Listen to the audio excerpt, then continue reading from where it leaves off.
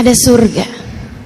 Saya ingat beberapa tahun lalu saya ada berziarah, berkunjung kepada salah satu guru saya, Habibana Zain bin Smith, Madinah. Luas, luar biasa, ibadah luar biasa. Habis selesai baca zikirnya bersama dengan kami, kisah-kisah orang-orang soleh sama anak-anaknya. Ada tamu, beliau akan temuin tamu. Yang diceritakan adalah hal-hal yang berbau ilmu, hal-hal yang bernilai ibadah, hal-hal yang mendekatkan orang pada Allah Subhanahu wa taala, mendoakan orang lain. Kemudian masuk lagi, mami kami sholat, kemudian dengarkan kami membaca Al-Quran, minta kami untuk baca beberapa hadis dari hadisnya Nabi Muhammad. Beliau kemudian menerangkannya. Dia bilang, saya kalau lagi bersama dengan ini, kalau kamu bisa hidup dengan cara seperti ini, kamu sudah akan berada dalam surga sebelum surga nantinya. Kata Allah tentang para kekasih-kekasihnya, ala inna awliya Allah la khaufun alaihim walahum yahzanun. Ketahuilah, sesungguhnya para kekasih-kekasih Allah Subhanahu wa taala la khauf alaihim, mereka enggak punya rasa takut, enggak punya walahum yahzanun, dan tidak pula bersedih hati. Kenapa begitu? Karena Allah telah memandang jiwanya dan memberikan cahaya dalam jiwanya, sehingga di dunia mereka berasa dalam surga tanpa takut, tanpa sedih. Di akhirat kelak mereka adalah para kekasih-kekasih Allah Subhanahu wa taala. Tanggamu tinggal bersama dengan suami, ayat kursi saat masuk dalam rumah. Adakah itu ada dalam rumah tanggamu? Ataukah semua orang yang ada di dalamnya seperti tidak peduli dengan urusan-urusan antara dia dengan Allah Subhanahu wa taala? Saudaraku sekalian saya muliakan, rumahmu ketika di dalamnya ada ayat-ayat Al-Quran yang dibaca akan menjadi penanda bagi para malaikat-malaikat untuk mendoakan rumah tangga mengingat Allah. Ada hati yang sedang tadabbur Al-Quran. Coba dilihat rumahmu gimana? Ada Qurannya apa enggak? Adakah anakmu membaca Al-Quran di dalam rumah? Enggak Ustazah, soalnya udah gede-gede sibuk sekolah. Bu, kalau kamu lihat anakmu sibuk-sibuk sampai lupa sama Quran, sebelum kamu ngomel-ngomel sama dia, kamu liatin diri kamu, sibukmu dengan apa? Sibukmu dengan apa? Scroll Shopee? Sibukmu dengan apa? Al-Quran. Yuk, mulai kita baca. Nggak apa-apa, biar selembar, 2 lembar, nggak apa-apa. Sore baca apa? Malam sebelum tidur Al-Muluk. Itu sekurangnya ayat Al-Quran yang kita baca. Pagi baca surat Yasin. Kata Nabi, siapa yang kepengen urusannya dipermudah sepanjang hari, awalilah dengan baca surat Yasin. Terutama untukmu yang orang tuamu sudah berpulang ke rahmatullah, atau kaum kerabatmu sudah berpulang ke rahmatullah, pagi-pagi hari hadiahkan untuk mereka surat Yasin. Sebelum baca Yasin, kamu niatkan, ya Allah, Yasin ini saya baca untuk ibu saya yang sudah berada di sisimu, ya Allah, untuk ayah saya yang sudah meninggal dunia, ya Allah, untuk suami saya, ya Allah, yang sudah meninggal dunia. Sebutkan namanya, kemudian mulailah kamu baca surat Yasin. Iqra'u ala mautakum Yasin, kata Nabi Muhammad, bacakanlah Yasin untuk orang-orang yang sudah meninggal dunia di antara kalian. Surat Waqiah di saat sore hari, saudara sekalian. Surat Waqiah surat yang mendatangkan rizki zahir batin. Sayyidina Ibnu Mas'ud ketika mau meninggal dunia mensedekahkan nyaris seluruh hartanya. Ditanya oleh para sahabatnya, wahai Ibnu Mas'ud, kalau semua hartamu kamu sedekahkan, apa yang kamu tinggalkan untuk keluargamu? Beliau menjawab, inni taraktu lahum suratul Waqiah, aku telah meninggalkan kepada mereka surat Al-Waqiah. Aku pesankan kepada mereka untuk selalu membacanya setiap hari, sebab aku mendengar baginda Nabi Muhammad SAW mengatakan, la faqra ma'al waqi'ah, tidak ada kefakiran bersama dengan surat Al-Waqi'ah. Pengen rezeki lancar zahir batin, jangan jauh-jauh dari baca surat Waqi'ah.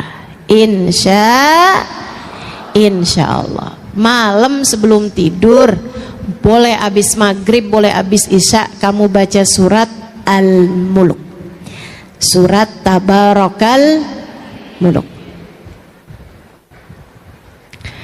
Saudara sekalian yang saya muliakan, surat Tabarak ini pendek aja 30 ayat. Akan tetapi kata Nabi Muhammad, 30 ayat hiyal munji'ah hiyasyafi'ah min adzabil qabr. 30 ayat dia dapat menyelamatkanmu dari segala macam kubur. Biasakan untuk mengerjakan ketaatan di dalam rumah. Ajak anak-anakmu untuk melakukannya. Kasih tahu suamimu untuk dapat melakukannya. Untuk Allah turunkan rahmat sehingga dengannya kamu merasakan ada surga dalam rumah tanggamu. Ketaatan jangan tinggal, sholat berjamaah jangan tinggal. Bu, saya ingat beberapa tahun yang lalu ketika tadi yang saya sampaikan, Habibana Zain bin Smith, guru saya di Madinah, beliau beberapa tahun yang silam masih sering berkunjung ke Indonesia bersama dengan istri beliau yang saat ini sudah meninggal dunia, almarhumah Hubabah Maryam, wanita bijaksana yang saya ceritakan juga di buku Bidadari Bumi yang kedua. Beliau, ibu-ibu saudaraku sekalian, dulu tuh kalau beliau datang ke Indonesia, saya kalau beliau ada di Indonesia kayak berasa ngantor sama beliau. Di pagi sampai sore gitu, sampai malam bahkan saya bersama dengan beliau. Saya menerjemahkan beliau, saya bicara dengan beliau seperti seorang anak yang sedang dididik oleh ibundanya. Alhamdulillah, rahmat Allah begitu besar buat saya. Hubah orang yang datang kepada beliau untuk semacam curhat. Kayak itu orang kalau ketemu beliau bawaan pengen curhat aja gitu. Sekarang saya tahu rasanya. Orang juga kalau ketemu saya bawaan kayak pengen curhat aja. Saya pernah telepon saya itu salah sambung. Maksudnya saya mau nelpon orang lain, ternyata kenanya orang lain. Orang yang saya salah sambung telepon itu aja curhat sama saya. Sama perempuan-perempuan yang kebanyakan menceritakan tentang rumah tangganya yang sudah seperti neraka. Bu, saya kasih tahu padamu, itu yang curhat-curhat, yang rumah tangganya berantakan, yang dalam rumah tangganya itu sudah hampir pecah karena sudah tidak ada lagi keharmonisan dalam rumah tangga, dengan segala macam keruwetan, permasalahan-permasalahannya, dari suami yang selingkuh, istri yang jatuh cinta dengan laki-laki yang lain, atau bahkan terjerumus kepada hal-hal yang dosa, atau suami yang kemudian jadi dekat dengan narkoba dan seterusnya. Permasalahan-permasalahan yang sangat banyak dalam rumah tangga membuat saya yang waktu itu baru menikah beberapa bulan jadi mikir gitu, apa nggak salah keputusan yang saya ambil ini ya. Saudara sekalian, namun subhanallah, dari setiap kali saya menerjemahkan Hubabah, karena masalahnya mereka curhat pakai bahasa Indonesia, Hubabahnya nggak ngerti bahasa Indonesia. Hubabah jawab pakai bahasa Arab, orang yang dicurhatin kagak ngerti. Jadinya mau nggak mau saya yang harus jadi penterjemahnya gitu. Saya terjemahkan kata per kata, bahkan saya terjemahkan kalimat per kalimat. Tiap Hubabah bisa saya ngomong langsung saya terjemahin, dia ngomong saya terjemahin gitu terus seperti itu. Saudara sekalian saya muliakan, dari begitu banyak pertanyaan-pertanyaan yang ditanyakan balik oleh Hubabah, saya membuat satu kesimpulan. Ada satu pertanyaan yang selalu ditanyakan sama beliau, kalian di rumah sholat berjamaah apa enggak? Dan subhanallah, jawabannya selalu saja tidak. Hubabah tanya balik, tapi kalian sholat? Jadi rupanya yang punya banyak permasalahan dalam rumah tangga adalah orang-orang yang di dalam rumahnya tidak ada sholat berjamaah, ada taat yang ditinggalkan. Sampai ketika saya sedang berduaan dengan beliau, dengan Hubabah Maryam, saya tanya, Hubabah, apa kaitan antara sholat berjamaah sama rumah tangga gitu? Kenapa setiap orang yang dalam rumah gitu? Kata Hubabah, ya Halimah, ma sami'ti qaul Rasulillah sallallahu alaihi wasallam, kamu nggak pernah dengar nak hadisnya Nabi Muhammad alaihi wasallam, la tusawwuna sufufakum aw la yakhtalifanna qulubakum, hendaklah kalian ratakan soft salat kalian atau akan bercerai-berai hati kalian. Jika soft tidak rata saja membuat hati bercerai-berai, bagaimana pula dengan yang tidak sholat berjamaah sekalian? Sholat berjamaah menyatukan hati.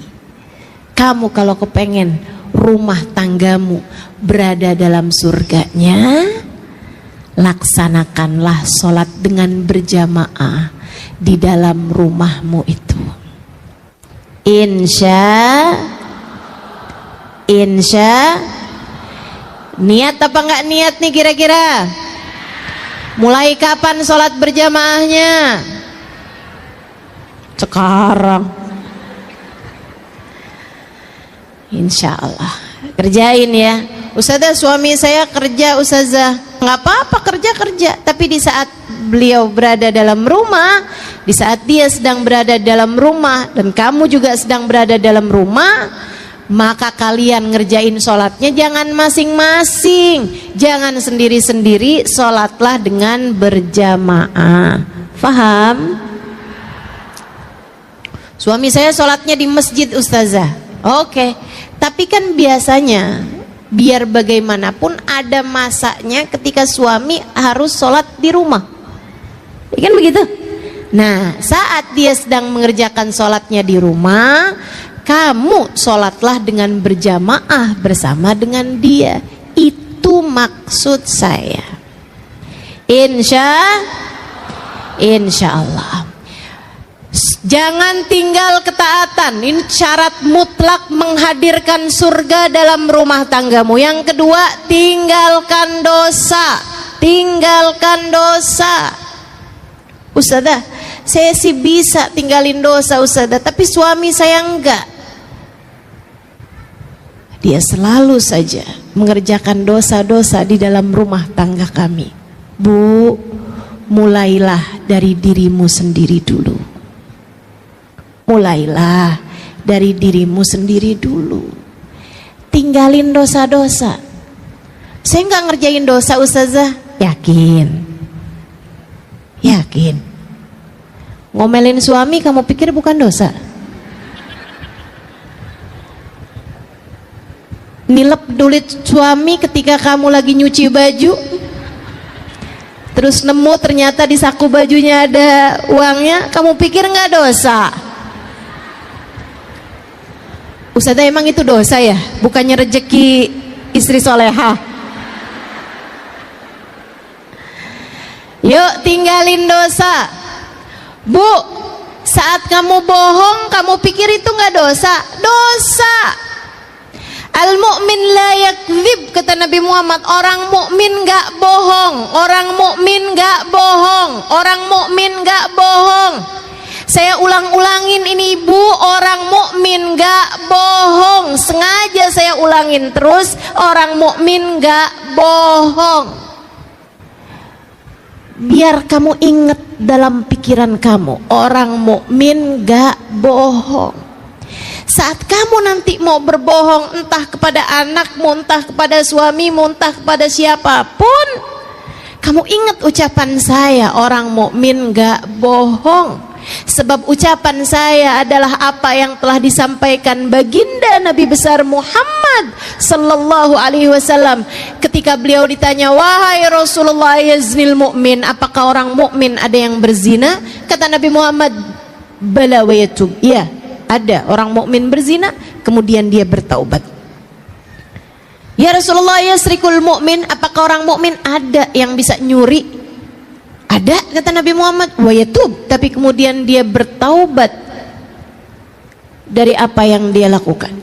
Nabi disebutkan beberapa dosa, kemudian Nabi Muhammad mengatakan na'am wa yatub, iya, tapi kemudian dia bertaubat. Tapi kemudian dia bertaubat. Syaratnya seorang mukmin bukan pada dosanya, akan tetapi pada taubatnya. Bukan artinya, oh berarti nggak apa-apa ya Ustazah ngerjain perbuatan-perbuatan dosa.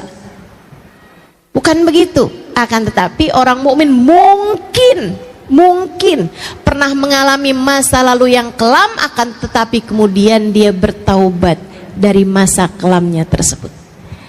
Ketika ditanya, ya Rasulullah, yakdzibul mu'min, apakah orang mukmin bisa berbohong? Nabi Muhammad mengatakan, la, al mu'min la yakdzib, enggak, orang mukmin enggak bohong. Kamu kapan terakhir kamu berbohong? Tadi pagi.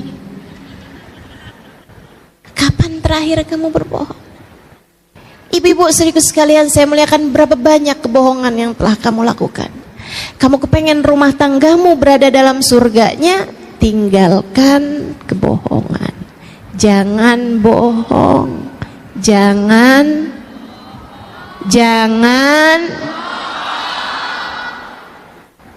ingetin terus ucapan saya ini. Jangan bohong. Ibu-ibu saudari sekalian saya muliakan, tinggalkan dosa-dosa apapun itu.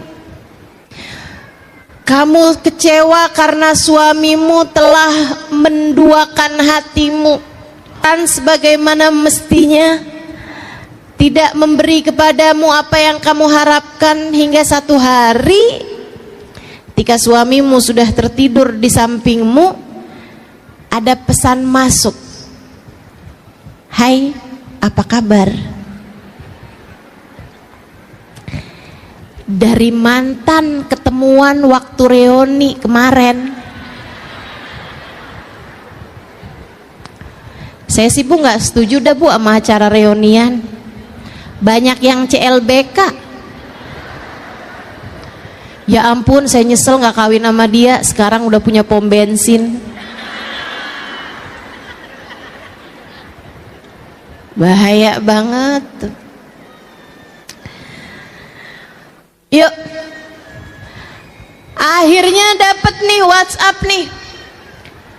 Terus dijawab, baik, alhamdulillah. Kamu apa kabar? Tuh, lanjut dah. Baik. Kamu udah makan belum? Ada urusan apa setengah 11 malam tanyain orang udah makan apa belum? Kamu kemudian lihat suamimu itu, nggak pernah nanyain sih udah makan apa belum. Lah orang makannya barengan. Saudariku sekalian yang saya muliakan, kemudian berlanjutlah apa yang kamu sebut diawali dengan khianat hati, selingkuh batin. Teman-teman saudariku sekalian yang saya muliakan, ini adalah pintu pembuka untuk sebuah dosa besar bernama zina. Dari saling sapa, kemudian ketemuan, kemudian entah apa yang akan kamu kerjakan. Kamu gak pernah tahu. Setan itu sudah profesional mengganggu hamba-hambanya. Jangan pernah buka pintu untuk masuknya setan di dalam urusan rumah tanggamu. Jangan. Bisa jadi laki-laki lain lebih ganteng, lebih perhatian, lebih baik, lebih soleh, tapi dia bukan suamimu. Kunci surgamu tidak berada jalan surga ketika kamu taat baik padanya, jalan neraka ketika kamu menghina dia, ketika kamu tidak memperlakukan dia dengan semestinya. Jangan terbiasa mengerjakan dosa dalam rumah tanggamu. Angkat dah dosa-dosa, tinggalkan dosa. Pasti akan lebih damai, pasti akan lebih harmonis, pasti akan banyak turun rahmatnya Allah Subhanahu wa taala kepada rumah tanggamu. Yang ketiga, teman-teman sekalian, yang pertama tadi apa? Jangan tinggal taat. Yang kedua apa? Berada di dalam surganya dalam rumah tanggamu. Apa kaitannya Ustazah? Apa kaitannya? Ini saya ceritain. Apa kaitannya? Saya punya teman. Dia seorang daiyah, seorang ustazah di Australia. Teman saya kan banyak, Bu, jangan ngiri. Seorang daiyah di Australia, satu waktu saat kedatangannya di Indonesia, dia cerita, namanya Ustazah Ummu Abdurrahman. Dia cerita bahwa dia itu berdakwah di Australia dan ada banyak di antara orang-orang yang mulai masuk dalam agama Islam, sehingga dia banyak mentalkin orang-orang. Sering banget datang ke rumah dia, duduk di ruang tamunya, bahkan di saat dia lagi nggak ada dalam rumah. Nanti kalau pas dia kebetulan pulang, si tetangga itu ada di depan rumah, ada di ruang tamu gitu, dia nanya, ada yang bisa saya bantu? Oh iya, saya kehabisan garam, boleh minta garammu? Dikasihin. Mah kamu buat duduk aja gitu, kayak tenang banget. Saya nggak ngerti kenapa. Dia bilang padahal rumah tetangga saya ini jauh lebih mewah, jauh lebih bagus daripada rumah saya. AC-nya jauh lebih dingin daripada AC di rumah saya. Dia bilang daripada AC di rumah saya. Dia bilang dekorasinya interior dalam rumahnya jauh lebih indah daripada rumah saya. Tapi dia mengatakan bahwa setiap kali saya duduk di dalam rumahmu, seperti saya berada di dalam surga. Saya nggak ngerti kenapa. Dia bilang, saya pun kemudian kasih tahu sama dia tentang Islam dan lain sebagainya. Tapi dia mengatakan, kenapa di rumah umat Islam kebanyakannya seperti berada di dalam surga? Kenapa? Karena umat Islam dalam hatinya punya cinta kepada Nabi Muhammad. Kenapa begitu? Kenapa kalau orang dalam hatinya punya cinta kepada Nabi Muhammad, kenapa bikin hati orang jadi adem bahkan ketika berada di dalam rumahnya? Karena Nabi Muhammad, Allah mengatakan tentangnya, a'udzubillahi minasyaitonirrajim, wa ma arsalnaka illa rahmatan lil alamin. Dan tidaklah kami utus engkau wahai Nabi Muhammad melainkan sebagai bentuk kasih sayang kami, rahmat kami di atas muka bumi ini. Maka teman-teman saudaraku sekalian, kalau dalam hatimu punya rasa cinta yang besar kepada Nabi Muhammad, senang baca sholawat kepada Nabi Muhammad, bakalan adem hatimu dan bakalan adem pulalah rumahmu.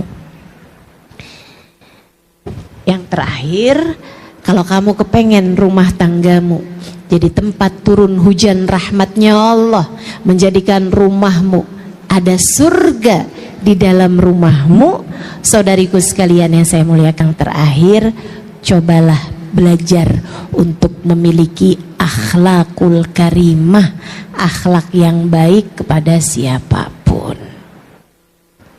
Bangun akhlak yang bagus, bangun akhlak yang baik. Ucapan kasar, kalimat yang menyakitkan hati, tinggalkan.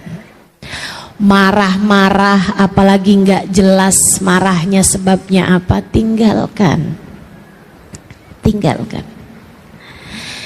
Semua bentuk dari akhlak-akhlak yang buruk itu adalah penyebab dari rumahmu seperti berada di dalam neraka. Cobain belajar buat punya akhlak yang baik. Kalau ada suami lagi marah, liatin aja. Liatin aja.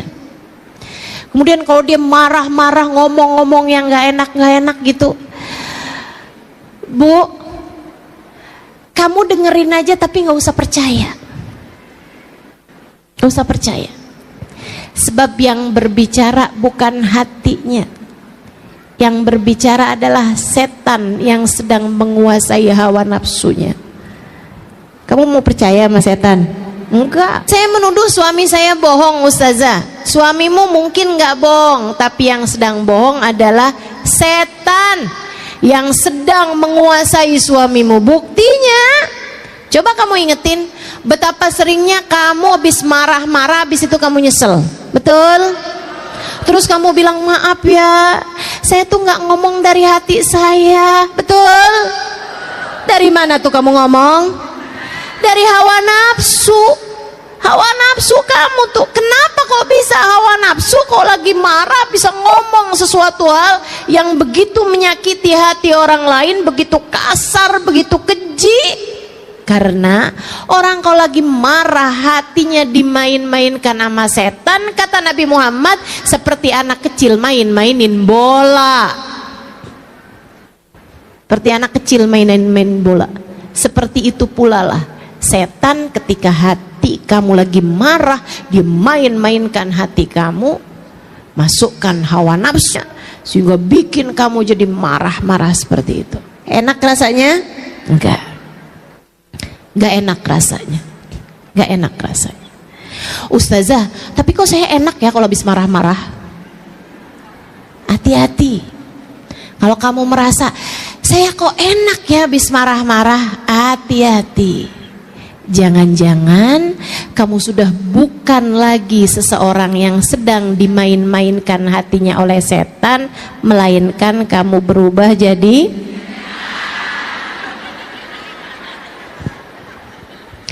yang seneng kalau lagi marah-marah itu setan, Bu, bukan manusia. Jadi ibu-ibu saudaraku sekalian yang saya muliakan, yuk bismillah, akhlak kamu diperbaiki sama anak, ngomong yang enak, sama suami ngomong yang enak. Kalau lagi kepengen ngomong yang gak enak, Bu, pamitan aja dulu, pergi wudhu. Kalau wudhu gak mempan juga pergi mandi. Kalau mandi gak mempan juga berendam aja dulu. Ustazah bercanda enggak? Saya enggak bercanda. Saya enggak bercanda. Nal ghadab minus. Setan itu sesungguhnya kemarahan itu dari setan, dan setan itu terbuat dari api. Tidak ada yang dapat memadamkan api selain air. Maka apabila seseorang di antara kalian sedang marah, segeralah pergi berwudu. Kata Nabi begitu. Kata para ulama, kalau wudu enggak mempan juga, mandi deh kamu. Adem. Kalau kamu udah selesai wudhu nih, kamu ketemuin anakmu, kamu ketemuin suamimu, liatin, udah lebih adem hatinya. Nah kalau belum adem juga, itu dia, masuk lagi kamar mandi, mandi dulu aja. Tar tanyain sama suaminya, kamu katanya mau ngomong apaan? Tar, mama katanya mau bicara sama saya, mama mau ngomong apaan? Tar nak, mamanya lagi berendam. Masya Allah. Yuk teman-teman saudara sekalian yang saya muliakan, belajar buat punya hati yang damai, akhlak yang karimah, berakhlak dengan akhlak yang baik. Kok saya susah banget ya Ustazah punya akhlak yang baik? Bu, kembali ke poin yang ketiga, deketi Nabi Muhammad. Kalau kamu berasa akhlak saya kok berantakan sekali, perlakuan saya sama orang kok bawaan pen marah-marah mulu, kesel mulu, sedih mulu gitu. Ibu-ibu sekalian saya muliakan, cobain buat lebih dekat sama Nabi Muhammad, banyakin baca sholawat.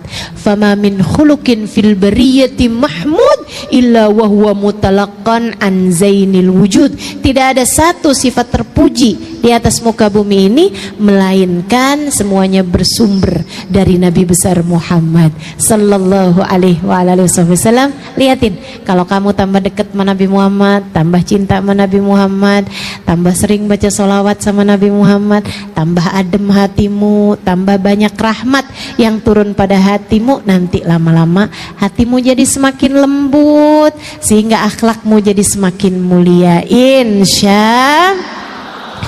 Keempat hal itu, kerjakan ketaatan, tinggalkan dosa-dosa di dalam rumah tanggamu.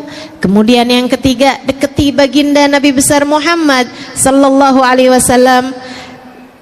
Dengarkan lebih banyak kisah tentang Nabi Muhammad, dengarkan, hadiri majelis-majelis yang menjadikanmu lebih berasa dekat dengan Nabi Muhammad. Kemudian yang keempatnya, milikilah akhlak yang terpuji. Keempat hal tersebut jika ada di dalam rumah tanggamu akan menjadi surga sebelum surga nantinya. Allah akan turunkan rasa cinta antara suami sama istri, rasa cinta antara orang tua sama anak, rasa cinta antara saudara sama saudaranya, rasa cinta antara teman sama temennya, sahabat-sahabatnya, rasa saling cinta antara tetangga sama tetangganya, rasa saling hormat antara orang-orang di sekelilingnya. Semuanya menjadi sebuah kesatuan hati, menjadi hati yang saling terpaut satu sama lain, tempat turun hujan rahmat Allah SWT di atas muka bumi ini, insya Allah. Semoga rumahmu menjadi rumah tempat turun hujan rahmat Allah di atas muka bumi ini. Ala hadhihi niyah wa bikulli niyatin. Hari Jumat, hari pilihan Allah SWT, hari yang disukai Allah SWT jalla jalaluh wa ta'ala azamatuh. Karenanya sebagai umat Islam kita diminta secara khusus, sebagai umat Nabi Muhammad, ini Jumat nih hadiah Allah buat Nabi Muhammad, dilipat gandakan amal-amal ibadah. Karenanya sebagai umatnya Nabi Muhammad, hari Jumat ada amalan yang sangat baik dilakukan. Assalamualaikum warahmatullahi wabarakatuh. Alhamdulillah, wassalatu wassalamu ala rasulillah Muhammad ibn Abdillah wa ala alihi wa sahbihi wa man wala. Subhanaka la ilma lana illa ma 'allamtana innaka antal alimul hakim. Rabbi syrah li sadri wa yassir li amri wahlul 'uqdatan min lisani yafqahu qawli, amma ba'du. Baik, sebelum kita mulai, kita akan baca niat belajar bersama-sama. Mudah-mudahan ilmunya nanti sekali lagi jadi ilmu yang manfaat buat kita sekalian. Bismillahirrahmanirrahim. Nawaitu ta'allum wa ta'lim wan naf'a wal intifa' wal mudzakarah wat tadhkir wal ifadah wal istifadah wal hidza ala tamassuk bi kitabillah wa sunnati rasulillah sallallahu alaihi wa alihi wasallam wa du'a ila al huda wa dilalata ala al khair ابتغاء مرضاته وقربه وثوابه وحسن الخاتمة مع اللطف والعافية وصلاح العاقبة برحمتك يا أرحم الراحمين. إلى حضرة النبي محمد صلى الله عليه وسلم وآله وصحبه وأزواجه وذريته وأهل بيته وسلم وجميع الأنبياء والمرسلين والكل أجمعين أن الله يغفر لهم ويرحمهم ويعلي درجاتهم في الجنة وينفعنا ببركاتهم وأسرارهم وأنوارهم وعلومهم ونفعاتهم في الدين والدنيا والآخرة. الفاتحة. Baca bersama-sama. A'udzu billahi minasyaitonir rajim. Bismillahirrahmanirrahim. Alhamdulillahi rabbil alamin. Arrahmanir rahim. Maliki yaumiddin. إياك نعبد وإياك نستعين اهدنا الصراط المستقيم صراط الذين أنعمت عليهم غير المغضوب عليهم ولا الضالين آمين. Taqabbalallah minna wa minkum, taqabbal ya karim. Amalan kalau dikerjakan hari Jumat berlipat ganda 10 kali lipat. Itu kata Nabi kita Muhammad sallallahu alaihi wa ala alihi wasallam. Karenanya nih, hadir maulid di sini nih 1 kali kayak hadir maulid 10 kali. Amalan-amalan dilakukan pada hari Jumat berlipat-lipat ganda. Hari Jumat, hari pilihan Allah Subhanahu wa taala, hari yang disukai Allah Subhanahu wa taala jalla jalaluh wa ta'ala azamatu. Karenanya sebagai umat Islam kita diminta secara khusus sebagai umat Nabi Muhammad, di Jumat nih hadiah Allah buat Nabi Muhammad, dilipat gandakan amal-amal ibadah.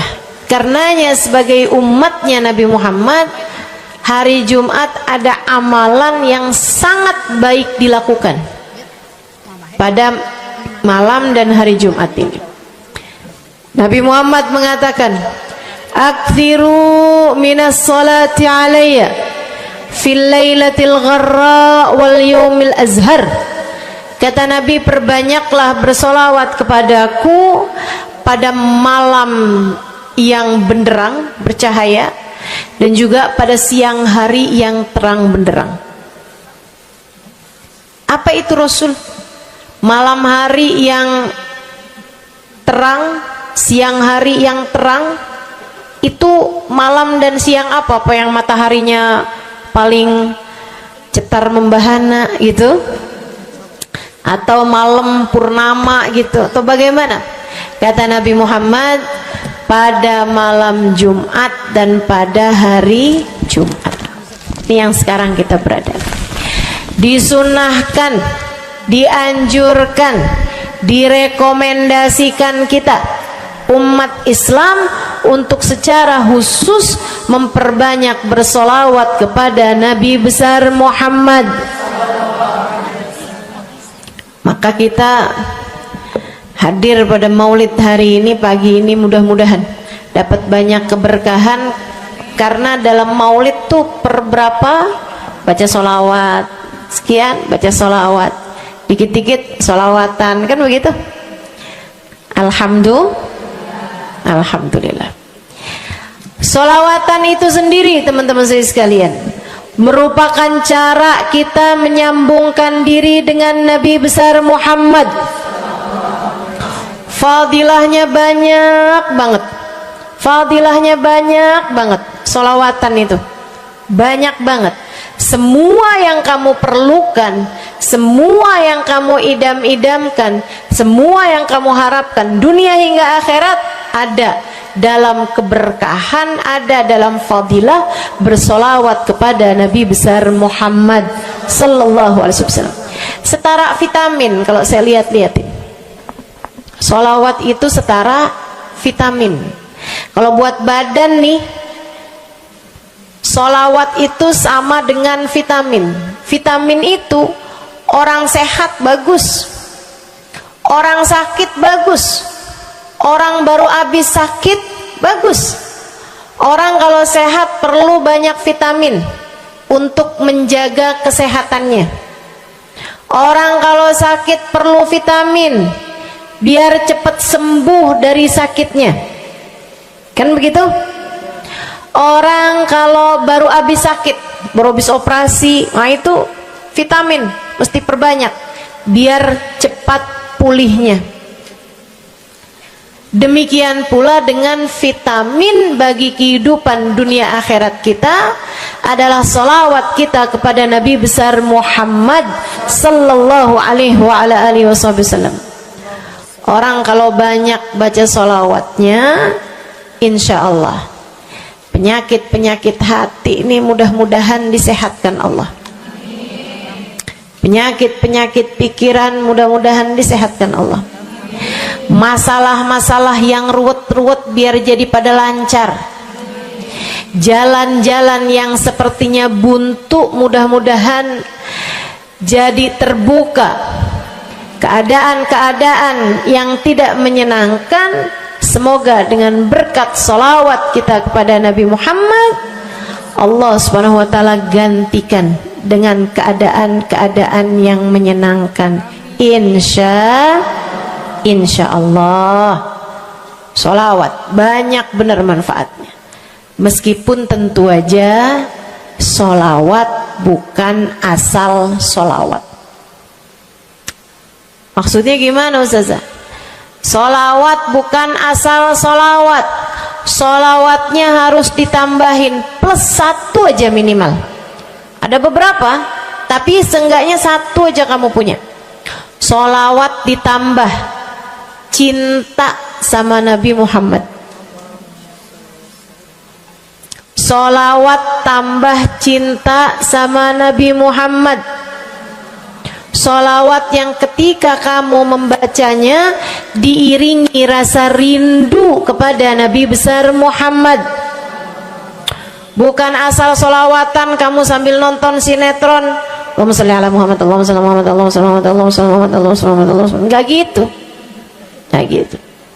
Sholawat diiringi rasa cinta, diiringi rasa rindu kepada Nabi besar Muhammad sallallahu alaihi wasallam.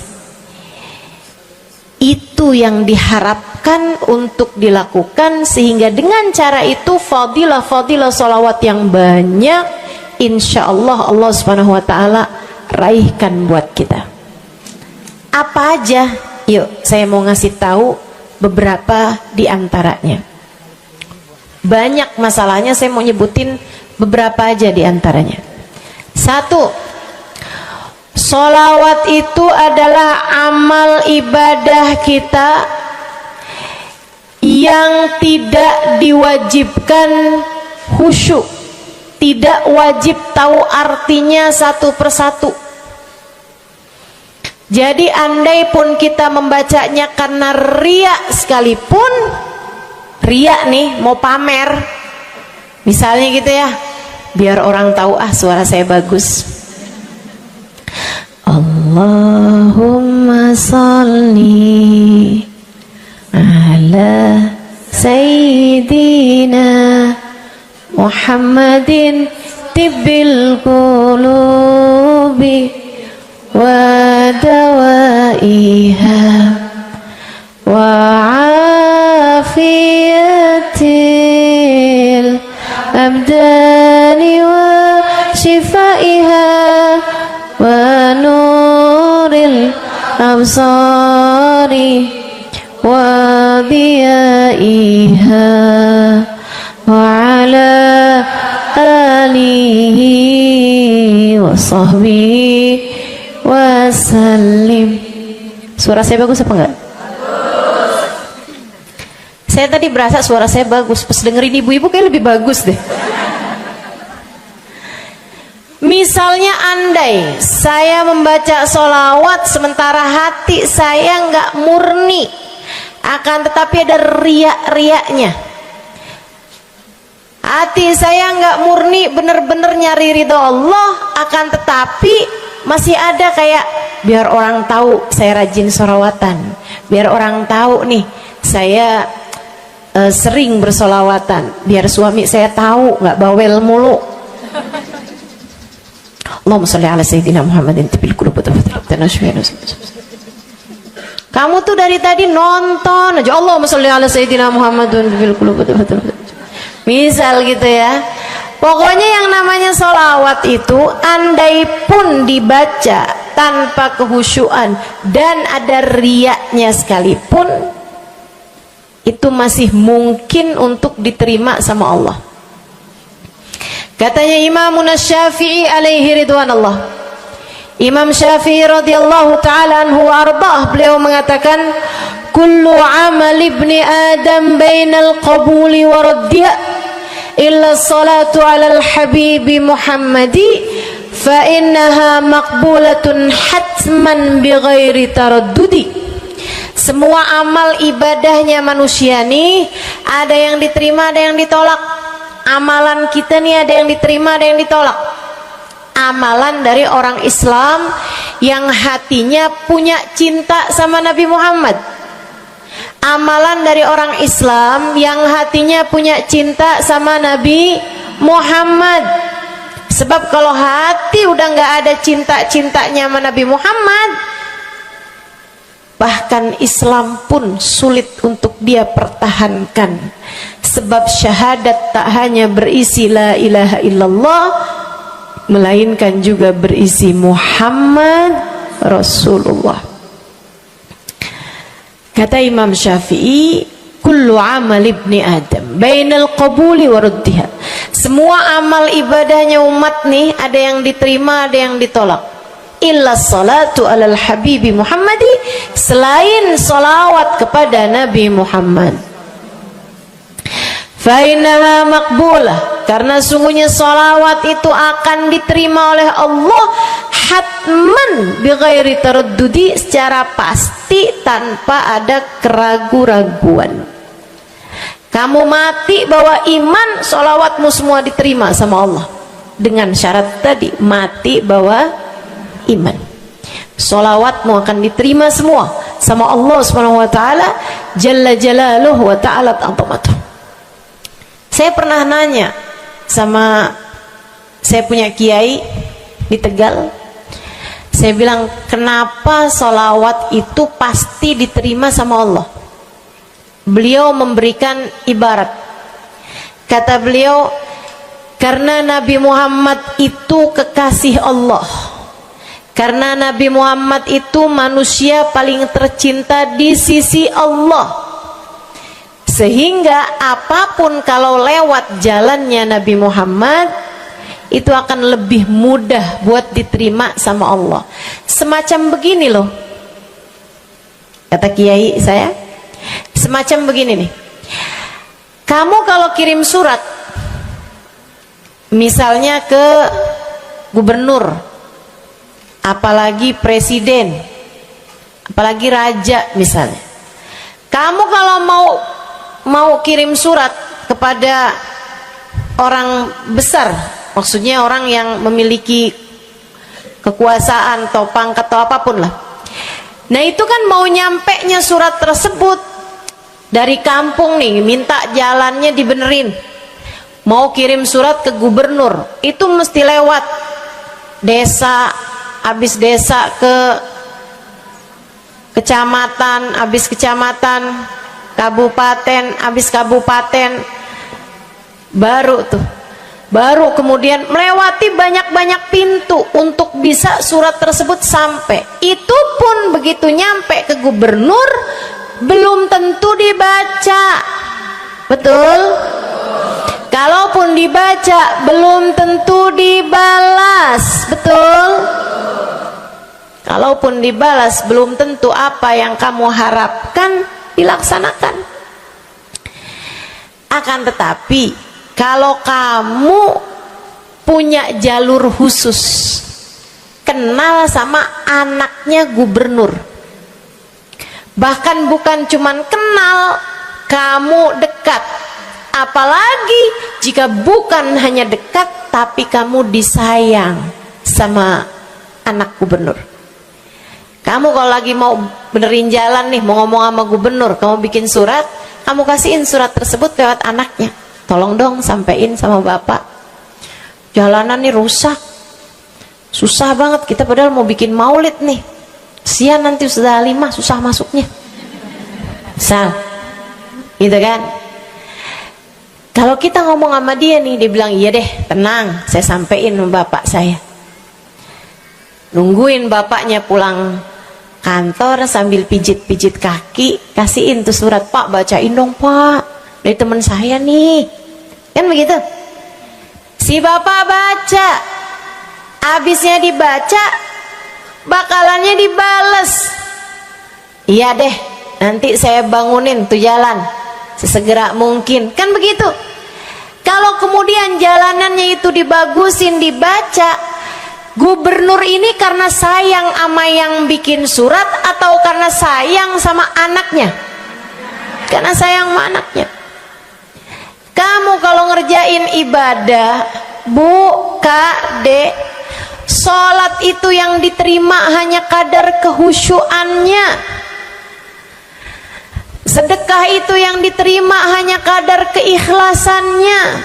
Ibadah-ibadah itu buat diterima hari-hari. Saya pernah baca satu hadis yang diriwayatkan dari Sayyidina Mu'ad bin Jabal. Ternyata tiap langit ada malaikat penyensor amal, tidak akan bisa sampai ke hadirat Allah kecuali jika amal tersebut benar-benar bersih, murni, nggak ada namimah, ngadu domba sepanjang hari tersebut, nggak ada fitnah, nggak ada benci sama salah satu walinya Allah. Buat amal ibadah diterima di sisi Allah itu bukan main susahnya. Meskipun tentu saja walaupun susah kita sih kerjain, tetap aja kerjain. Bukan berarti oh sholat belum tentu diterima, ya udah dah kalau gitu nggak usah sholat. Ya, ibadah mau kita kerjain aja, sholat kita kerjain, semua kita kerjain, meskipun diterima atau enggaknya itu urusan Allah Subhanahu wa taala. Tapi kalau kamu mau tahu, ada amal lulus sensor, atau tepatnya kita nih dikasih sama Allah Subhanahu wa taala karena sayangnya Allah, karena cintanya Allah kepada nabi kita, kita dikasih sama Allah Subhanahu wa taala amalan tanpa sensor, langsung diterima. Apa itu? Sholawat kepada baginda Nabi besar Muhammad. Fa innaha maqbulatun hatman bighairi taraddudi. Sungguhnya sholawat kepada Nabi Muhammad pasti akan diterima Allah Subhanahu wa taala tanpa ada keraguan-raguan. Allah terima sholawat karena cintanya Allah, sayangnya Allah kepada manusia yang kamu bacakan sholawat untuknya, yaitu baginda Nabi besar Muhammad sallallahu alaihi wasallam. Rahmatullah, hubballah, karamatullah ila man yusalli alaih, la ila man yusalli minhu.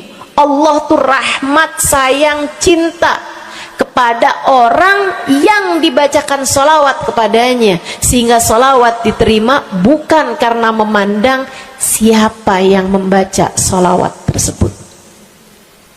Makanya saya sering sholawatan, saya seneng sholawatan, saya seneng sholawatan, saya seneng hadir majelis maulid, saya seneng baca maulid, saya seneng qiyam bersama-sama. Kenapa? Karena ini adalah amalan yang kayaknya paling pantas buat kita lakukan. Allah kalau mau lihat pelaku amal dulu baru diterima amalnya, waduh, kayaknya nggak lulus sensor nih. Allah kalau mau lihat hati kita dulu, keadaan kita dulu, baru menerima amal ibadah, ya Allah, belum tentu ada amal ibadah saya yang layak diterima oleh Allah. Tapi kita punya sholawat, alhamdulillah. Ada dalil nggak tuh Ustazah sampai sholawat itu semuanya diterima sama Allah tuh? Dalilnya dari mana? Karena nih di negeri kita nih ada, saya pernah dengar Ustazah, di kampung kami ada orang-orang yang jadi anggota GAS. Apa itu GAS? Gerakan anti sholawat lah. serem bener. Ada lagi namain dirinya GAM. Apa saya bilang? Gerakan Anti Maulid. Ya, saya dengernya kesian bener, kesian bener. Lantas dia mau menghadap Allah bawa amal bekal apa? Bukankah sholawat adalah amalan kita umat Islam yang ketika melakukannya Allah tidak peduli siapa yang membaca sholawat, yang Allah pedulikan adalah kekasih hatinya, kekasih Allah yang dikirimkan sholawat kepadanya, yang disolawatinnya yaitu Nabi besar Muhammad alaihissalam. Dalilnya hadisnya Nabi Muhammad sallallahu alaihi wasallam. Kata Nabi Muhammad, mulailah doa kalian dengan salawat padaku, akhirilah doa kalian dengan salawat padaku, karena sesungguhnya salawat padaku akan diterima Allah. Masakah Allah menerima depan, menerima belakangnya, dan kemudian menolak tengah-tengahnya? Gitu kata Nabi. Diajarin, kamu kalau doa solawatan dulu, ntar abis doa juga solawatan lagi. Biar kenapa Rasul? Biar di awal diterima udah pasti, di akhir diterima udah pasti, tengah-tengahnya nih doa kamu biar diterima sama Allah SWT. Artinya bahwa solawat itu memang amalan kita yang akan diterima Allah Subhanahu wa ta'ala. Andai nggak ada fadilah solawat selain yang ini, saya akan bersolawat. Andai nggak ada fadilah lain nih, nggak ada solawat tuh fadilahnya cuma amal ibadah yang diterima sama Allah, saya mau kerjain. Karena nggak gampang mau nyari amal ibadah yang kita pantas diterima oleh Allah Subhanahu Wa Taala. Bu, sholatmu seberapa mampu buat khusyuk? Hah? Lagi sholat, ada tetangga ketuk pintu, dibukain sama anak kita. Itu sebelum dibukain hati kita, ya ampun pada kemana sini? Gak dibuka-buka tuh siapa lagi yang datang? Kita udah sampai yang Bismillahirrahmanirrahim, sampai kita keras-kerasin, kagak juga ada yang bukain pintunya. Udah berisik sholat kita, Bu, baca apaan, yang kita inget apaan? Habis dibukain pintu diomongin, iya nih mau ngundang tetangga belakang rumah nih, mau nyunatin anaknya nanti hari Minggu jam 8 pagi, iya ada pengajian, undang kiai dari kampung sebelah. Itu semuanya informasi yang disampaikan sama tuh tamu, kita dengar semua. Sampai udah mikir mau ngamplop berapa enaknya ya, panjang bener. Betul begitu? Pakai baju yang mana ya? Betul begitu? Berisik. Ustazah kok tahu? Iya, nah saya juga gitu.